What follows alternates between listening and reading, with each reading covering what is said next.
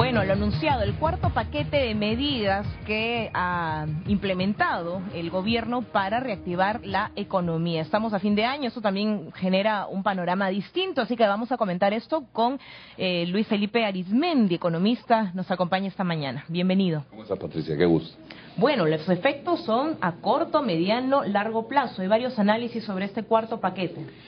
Sí, van a haber algunas cosas que sí son casi de inmediato, ¿no? Este efecto de los 200 más 300, es decir, el aguinaldo que se va a repartir entre los servidores del sector público, tiene un impacto aceptable, interesante, por lo menos en el consumo inmediato, ¿no?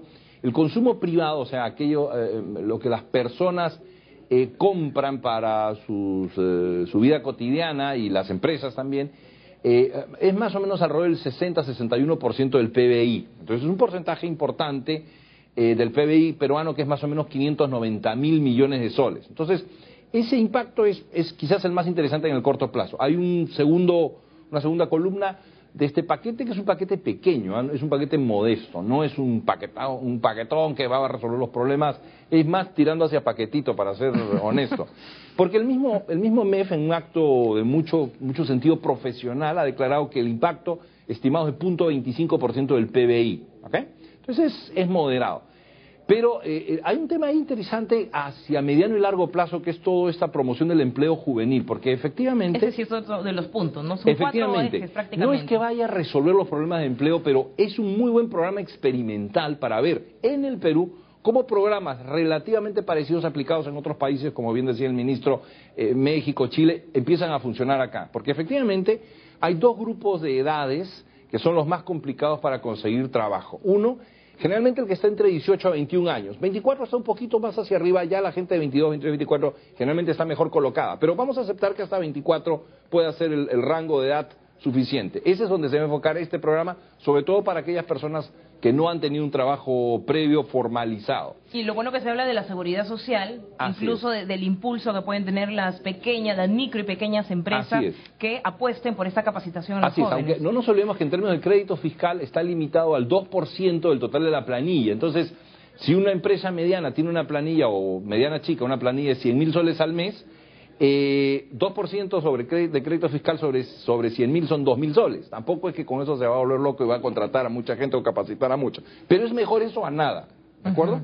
Y el otro grupo de edad que eventualmente hay que trabajarlo también en el país es aquellas personas mayores de 55 años que pierden su empleo y les es más difícil recolocarse. Entonces, y además eso ocurre en todos los países, no el Perú no es la excepción. Todos los países del mundo, esos segmentos de edades son los que están más complicados generalmente para colocarse o recolocarse, ¿no? Ahora, pero pensando, disculpe, pensando por ejemplo en términos económicos y cómo va a inyectar eso en temas, por ejemplo, de productividad, de eficiencia, de que una empresa o microempresa en este caso sea más competitiva, ¿cuál es este plus que se quiere hacer la diferencia a través de la capacitación de jóvenes? Bueno, lo que pasa es que hoy estamos en un mundo que cada día requiere más de la tecnología, de comprender procesos, procedimientos, etcétera. O sea, el antiguo concepto de trabajador manual e intelectual, en el que el manual daba su fuerza bruta, digamos, en fusión a el trabajo con el pico y la lampa y cargar piedras y todo eso, cada día ha ido cambiando más, porque hoy día ese mismo trabajador ya utiliza ciertas máquinas, ciertos equipos, ¿no es cierto? O sea, hay un grado de ingreso de la tecnología. Y el trabajador intelectual está, digamos, incluso mucho más. Ya todos nosotros trabajamos de alguna u otra manera ligados a una computadora, por ejemplo, ¿no es cierto? Cualquiera sea el tamaño o tipo de computadora. Entonces, allí, por ejemplo, en todo lo que es enseñanza de uso de la tecnología para los distintos tipos de trabajo, hay un esfuerzo muy grande que se tiene que hacer en nuestro país. Y ¿Eso impacta también en el trabajo formal? Sí, indudablemente impacta en el trabajo formal, porque lo bueno de estos procesos de formalización es que le dan luego a ese trabajador la capacidad de poder migrar hacia otras áreas de actividad económica. Ahora, no nos olvidemos que para que haya captación de nueva fuerza de trabajo, es decir, se incorpore esa nueva fuerza de trabajo, el Perú necesita crecer cuando menos 5% al año. O sea, hay como una especie de un número mágico. Cuando el Perú crece 5% o más, las empresas contratan masivamente trabajadores. Cuando el Perú está creciendo entre 3,5 y 4, digamos como que estamos en una zona gris, neutral, y cuando crecemos menos de 3, las empresas dejan de contratar e incluso cancelan contratos. Entonces, por eso es tan importante mantener un ritmo de crecimiento igual o superior al 5%. Es muy Pero importante. Eso es a modo de predicción, ¿no? Sería prácticamente para el próximo año, porque este paquete, como lo han calificado muchos, ¿puede llegar a ser mágico o no? Este cuarto paquete no. Yo creo que el gobierno está implementando una serie de medidas contracíclicas, o sea, para tratar de no seguir cayendo en términos de crecimiento, sino volver a crecer, que tienen su rezago. O sea, no es que los implementan y en una ya está.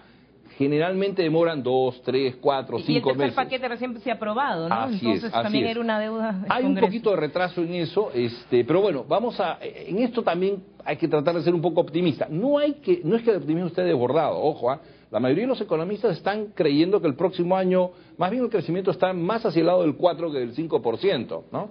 Contrario a lo que puede pensar gente, digamos, más vinculada al gobierno. Ahora, hay una sugerencia que creo que es importante que el gobierno atienda, que es la siguiente.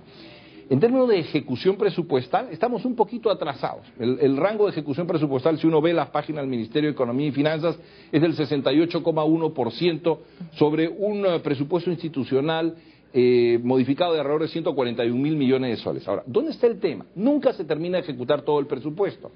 Pero el principal problema está en que hay un grave atraso en el pago de obras y servicios ya brindados por mucho contratista y mucho proveedor del Estado y de gobiernos regionales y gobiernos locales que están 90, 120, 180 días atrasados. A raíz de todos estos problemas de corrupción, es cierto, y eso está muy bien, pero se ha frenado bastante. Ahora, hay otra particularidad, no solo este destape que parece masivo de corrupción en gobiernos locales y regionales también, sino el panorama electoral del que estamos saliendo. En algunas regiones ni siquiera se determina quiénes son las nuevas autoridades. Pero eso implica también nuevas posibilidades de inversión, ¿no? Las nuevas autoridades tendrán otras prioridades. Es verdad, pero primero corrijamos lo que hoy día está mal, y hay mucho atraso, y eso perjudica, por ejemplo, al pequeño y mediano empresario que tiene gran parte de su capital de trabajo jugado en alguna obra importante en su región o en su localidad y que no le pagan durante un mes, 2, 3 meses, lo revientan. Simplemente esa persona no puede cumplir sus obligaciones con los bancos, tiene que empezar a reducir su planilla de trabajadores, no puede comprarse una nueva máquina, un tractor, un equipo si lo quisiera. Entonces, y el gobierno sí puede mirar eso. Porque el gobierno hace los desembolsos a los gobiernos regionales y locales, pero a su vez tiene que fijarse si están utilizando el dinero o el dinero sigue en las cuentas en Banco de la Nación o algunos otros bancos. Y enfocarse y decir, oye, ¿qué está pasando? ¿Por qué no estás pagando? El tema pasa por la fiscalización, entonces. Exacto. Los temas de corrupción influyen, pero el problema es que acá muchos justos están pagando por pecadores. O sea, yo quisiera que ustedes evalúen y conversen con las cámaras de comercio e industria, con la propia asociación de bancos, con la superintendencia, gente que los llame y que viven en Cajamarca, en Huánuco, en Junín, en Pasco, en Ancash y en un montón de sitios, y les van a decir que están atrasados horriblemente y que ese es el principal factor que hoy día no les permiten seguir impulsando, digamos, la contratación de trabajadores u otras compras. No nos olvidemos que es el segmento de pequeña y mediana, micro, pequeña y mediana, pero sobre todo pequeña y mediana empresa, la que más trabajadores contrata en el Perú. El tema, para que no se nos escape ningún punto, el tema de la reducción de trámites, esta burocracia que parece tan maligna cuando se trata de invertir y sobre todo de mover grandes obras al interior del país. ¿Qué modificaciones se incluyen y de qué estamos hablando básicamente? Sí, bueno, yo escuché en la mañana una cifra que me pareció un chiste de mal gusto, que es que pasar que el Ministerio del Ambiente de trámites que demoraban 10 años, ahora van a demorar 3 años. O sea, a ver, vamos a ser sinceros, en 3 años puede pasar tantas cosas que ese proyecto nunca se lleve a cabo. Ahí tiene que haber un límite por un silencio administrativo positivo, porque entonces la autoridad se tiene que obligar en los plazos correspondientes, plazos razonables, ¿no es cierto?, a poder autorizar o denegar. Pero lo que no puede ocurrir es que esto vaya como se decía antes, a las calendas griegas. Porque honestamente es un gran desincentivo. Si yo sé que un proyecto se va a demorar 3 años en aprobarme la parte de estudio ambiental, honestamente pienso en otra cosa o pienso en otro país por último. Sobre todo los grandes proyectos de inversión minero, energético, hidroeléctrico, etcétera, etcétera, que se tienen que hacer en nuestro país. O sea, el Perú es un país que es maravilloso para hacer gran cantidad de inversiones y deberíamos ser una potencia a nivel latinoamericano. nosotros mismos nos hacemos daño cuando nos ponemos trabas a nuestro propio desarrollo. Los estudios de impacto ambiental a veces parecen complicados, ¿no? Porque ese tiene también el efecto secundario de los conflictos sociales, ¿no? Proyectos mineros, proyectos hidroeléctricos. Pero es verdad, pero hay mucho oportunismo político comunal de ciertas comunidades. Yo entiendo que hay comunidades que están, digamos, frustradas de muchas veces haber pasado durante decenas de años o incluso centenas de años están en la pobreza. Pero tiene que haber también un concepto un poco más amplio, ¿no es cierto?, de lo que importa a la nación, al Perú. Por ejemplo, hay un conflicto permanente en Espinar, que en Espinar se están tercos y no quieren ceder agua porque los arequipeños y el agua, etcétera. Allí hay que llegar a un punto en que decir, bueno, señores, estos recursos son de todo el Perú. ¿Cuánta agua necesita Espinar? Tanto. ¿Cuánta agua debe irse a Arequipa? Tanto. ¿Cuánto se tiene que pagar? Tanto. Y resolver. Y si no, imponer la autoridad, porque hay todo el resto del país que requiere que ese tema se resuelva. La costa peruana, por ejemplo, sí, pero estamos hablando de una afectación concreta, sí, y usted sabe que el suelo, el territorio, el bien para el comunero el Perú necesariamente es una nación. Su bien preciado. Muchos pueblos, muchas culturas, una nación. El día que nosotros creamos que no somos una nación, este país se acabó. Una nación, el Perú, una nación. Pero no podemos excluirlos de voz ni voto. No. Por eso, hay que ser generosos, hay que ser abiertos, hay que dialogar, pero una vez que se llega a un acuerdo, hay que implementarlo en los tiempos pactados.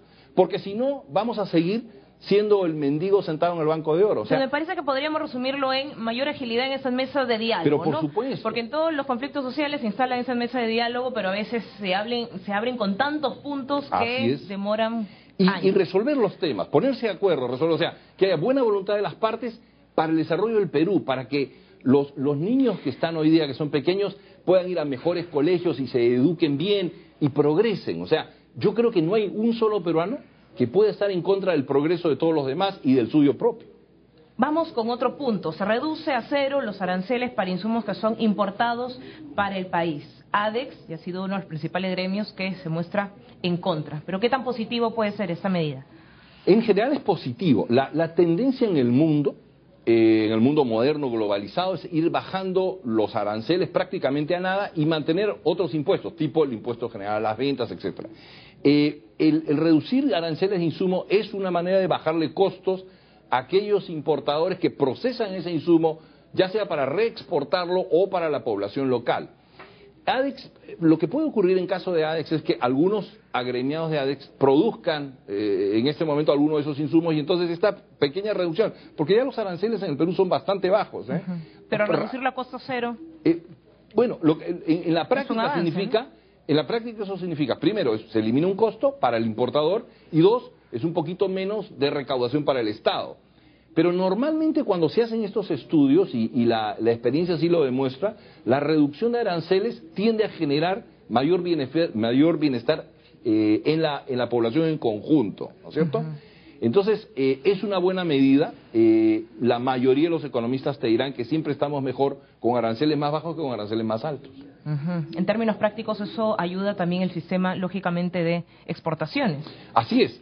De hecho, no solo importación, sino también lo que vamos a ofrecer a otros países. Así es. Lo que pasa es que hay en el mundo, hay hoy día un nivel de especialización tan profundo en tantas materias, y hay países que producen algunos insumos a costos tan bajos que a veces es preferible tomar esa parte, digamos, del producto, importarlo, integrarlo con distintas partes, piezas o mano de obra, lo que fuera en el Perú, y venderlo localmente o exportarlo. O sea, hay mucho de tema de economía de escala, y a veces hay ciertos insumos en donde países tan grandes como, por ejemplo, China o la India, los logran producir a costos pues bajísimos. El compromiso que ayer refería también el ministro de Economía, Alonso Segura, iba por la tendencia de atender, no quise redundar, pero bueno, atender esta agenda social que todavía está pendiente, ¿no? Sí. Pago a profesores, incremento a médicos, policías y todos los sectores que actualmente demandan un presupuesto mayor. Sí. ¿Qué le ha parecido este mensaje? Porque sin duda también este gobierno, digamos, ha hecho del tema de la inclusión social una bandera propia. Sí, y me parece que está bien. O sea, todos los programas de inclusión social son positivos como un paliativo temporal en la reducción de la pobreza y como un mecanismo para que nuestros compatriotas puedan tener mejores oportunidades de desarrollarse, ¿no? No deben servir como un mecanismo de clientelismo político. Y la otra cosa es que todo programa de inclusión social que implica gasto, que es el gasto financiado por todos nosotros con nuestros impuestos, tiene que ser fiscalmente sostenible. ¿Eso qué significa? Que en el tiempo existan los impuestos suficientes sin que esos impuestos afecten, digamos, la capacidad productiva del país como para pagar por esos programas. Pues claro, regalar plata es muy fácil, pero después, cuando te viene la cuenta y le tienes que decir a la gente, saben señores, ¿se acuerdan que el IGB era 18%? Bueno, ahora va a ser 21%. O saben que el impuesto a la renta de las empresas era 30%, ahora lo voy a subir a 35%. Cuando el Estado empieza a quitarle al sector privado más de lo que el sector privado le puede dar de manera eficiente, entonces tenemos un Estado elefantiásico y claro, luego recortar los programas sociales es difícil, ¿no es cierto? Porque la gente se acostumbra a recibir. Para eso la población demandaría un incremento del sueldo mínimo. Así es. Por eso es que es bueno siempre decir que los programas sociales son temporales y están, digamos, y enfocarlos a aquellas personas que realmente lo requieren, pero dándole las capacidades a esas personas para que puedan surgir y luego valerse por sí mismos. O sea, el Perú no debe ser una nación construida en base a tener grupos poblacionales, digamos, mantenidos artificialmente, cosa que no es así, porque los peruanos todos trabajan, acá no hay... Eso es asistencialismo, ¿no? Exacto. Básicamente de los 90. Y el asistencialismo en otros países, los más desarrollados, ha causado cosas como, por ejemplo, la llamada famosa generación Ni-Ni, chicos jóvenes que ni trabajan ni estudian, viven de algún subsidio del Estado y están ahí en sus casas, lo cual es pues un desperdicio digamos, que ojalá nunca ocurra en nuestro país,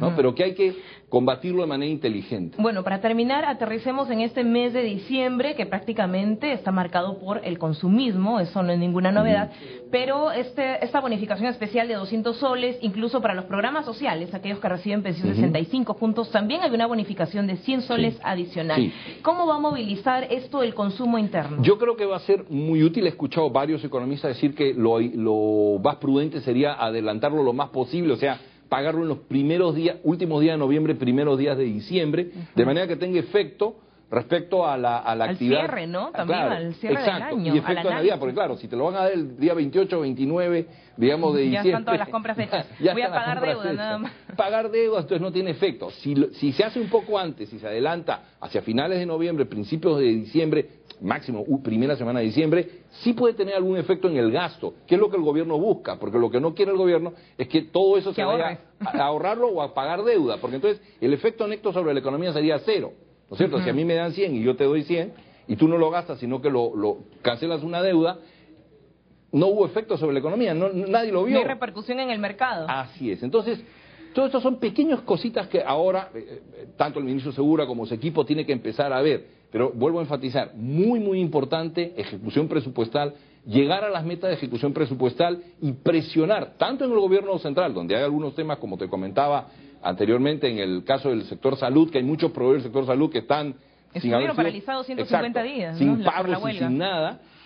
Hablen con los bancos, hablen con la Asociación de Bancos, hablen con las cámaras de comercio e industria, se van a dar cuenta que hay un problema serio. Si eso se destraba y se paga, vamos a pasar un fin de año mucho mejor y el ánimo de la gente va a mejorar y eso va a contribuir a que tengamos un año 2015 con un crecimiento superior. Y llegaremos a un PBI del 4%. Y más también. El Perú lo puede hacer. Lo increíble de esto es que lo triste sería que dijésemos, bueno, el Perú no, pues con 2,5%, 3%, todo lo que tenemos. No, nuestra nación puede crecer al 6,5% si hacemos las políticas económicas correctas, si damos el ambiente de inversión privada adecuado y si nos proponemos hacerlo. Las cosas no ocurren por casualidad, ocurren porque las personas se proponen hacerlo. Hay que